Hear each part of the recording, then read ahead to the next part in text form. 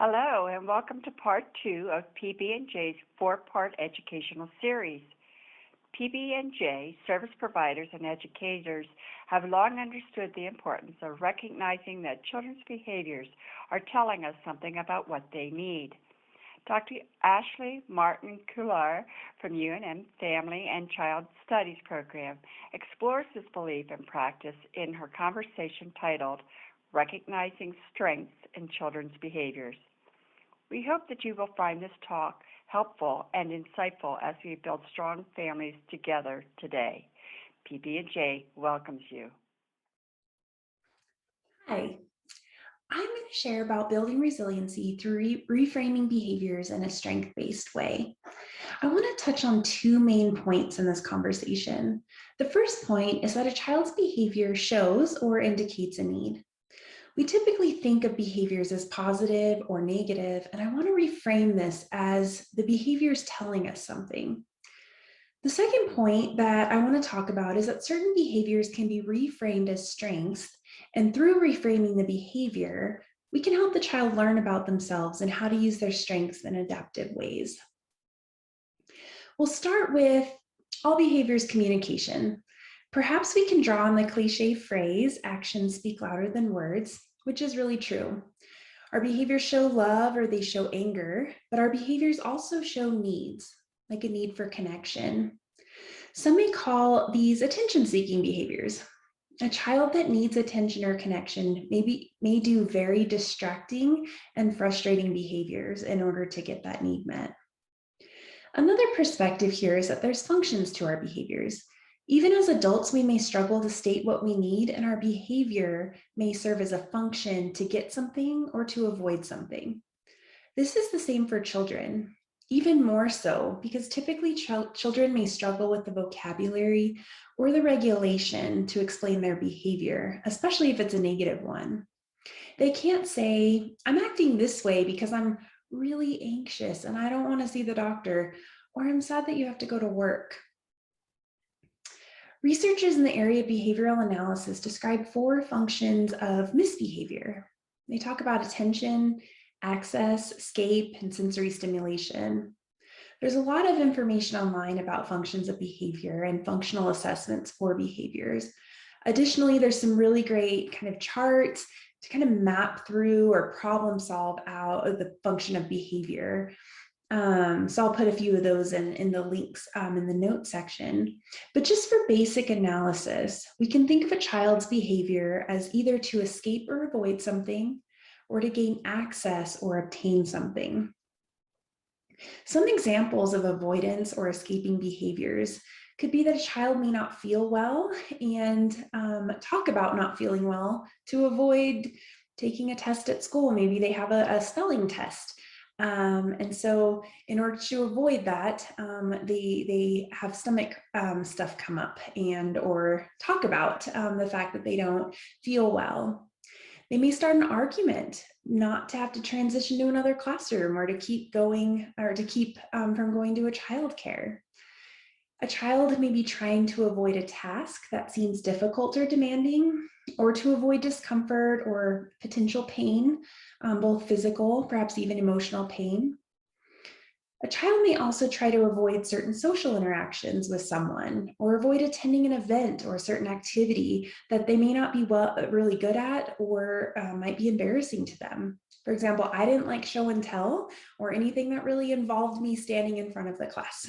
So we might find behaviors that avoid that. A child may also be avoiding overstimulation. So if a class or a family gathering is really loud, child may do something to have the ability to remove themselves from the situation, even if that means getting in trouble. A child may display a behavior to gain access to something. So some examples of trying to gain access or obtain something might be stealing. It's a maladaptive way to get a need met, but it's also a way to get what they want. So in addition to developing the child's understanding that stealing isn't okay, it's also important to try to understand the function that stealing may have served for them and thinking about how they can get their need met in a more adaptive way. A child may want social attention and therefore be labeled as attention seeking by doing things at home or in class to get attention. Sometimes these behaviors get the child negative attention, but if the goal is to get attention, then negative attention may still get that need met. Child may have a desire to attend an event or an activity and yell and shout until they get to go to that birthday party. Or they may need sensory stimulation of some kind. So they might twirl their hair and they like that sensory experience.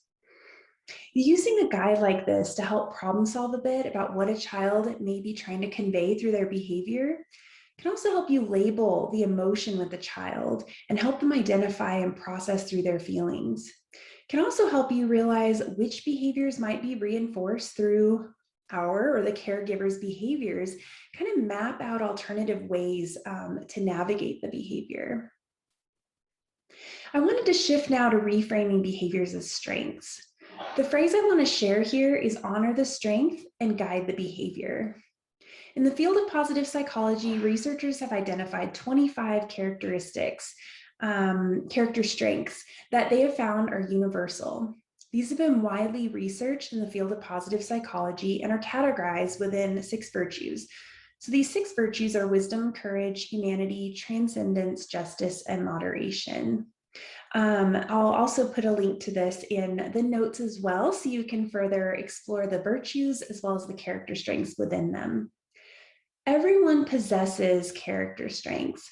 And in fact, if you're interested in taking their free quiz, you will learn more about yours. There's also a child version for ages 11 to 18 as well. I'll put those in the notes for the quizzes as well. So whether you take the quiz or not, knowing more about these character strengths can help reframe a child's behavior in a supportive and redirective way. For example, a child that keeps getting up and looking out the window when asked to stay seated could be supported by saying, I can see you're very curious. You really want to see what's going on. And then redirected by saying, we really need to sit down at the table right now, though. Or a child who's shy and didn't want to do something, the child could be supported by saying, that was really brave of you to go to the doctor's office, even when you were scared. Another example, and I'm sure this has happened to most parents that have a toddler, a child that's caught coloring on something that they shouldn't be coloring on. The initial reaction may be frustrating on your behalf. However, children are still learning about where we color and where we don't color. A way to reframe this using a strength could be to say, you are being so creative. We can't be creative on the walls though. We need to be creative on the paper. So let's get some soap and clean this off together. As another example, you may have a kiddo that likes to be funny and silly. They may display this character strength at different times, that having a sense of humor. And sometimes it may be an inappropriate time to display the character strength. So you can honor the strength by pointing out how funny they are and guide the behavior by sharing where it's appropriate to be silly. You could say something like, you have such a great sense of humor, but right now is not the time to make silly faces and funny jokes. Can you share your funnies with me later on? I really want to hear what you were thinking, but now is not the time. Another example of this might be a kiddo that tattles or likes to tattle on their siblings or friends. They may possess the character strength of honesty. Honesty is a really important character strength to honor and label for the child, but also to guide the behavior by teaching the child about social skills and friendship skills and about how difficult it can be if you tell on people all the time and what that label might entail. So honoring the strength of being honest, but guiding the behavior in terms of what appropriate social skills are as they navigate increasing their strength in honesty. These are just but a few examples of how to reframe a behavior using character strengths. It does require, though, that you know more about each of the character strengths and working on identifying traits that are demonstrated through behaviors. It also means getting to know your kiddo a bit more, to know what their top character strengths are and guide them in the character strengths that could be used for further development. For example, I was a very shy kid and certainly not a risk taker. And I would say I'm still a bit shy as an adult and not one to be a risk taker. One of my lowest character strengths is bravery. One way that I build on my bravery is by doing things out of my comfort zone.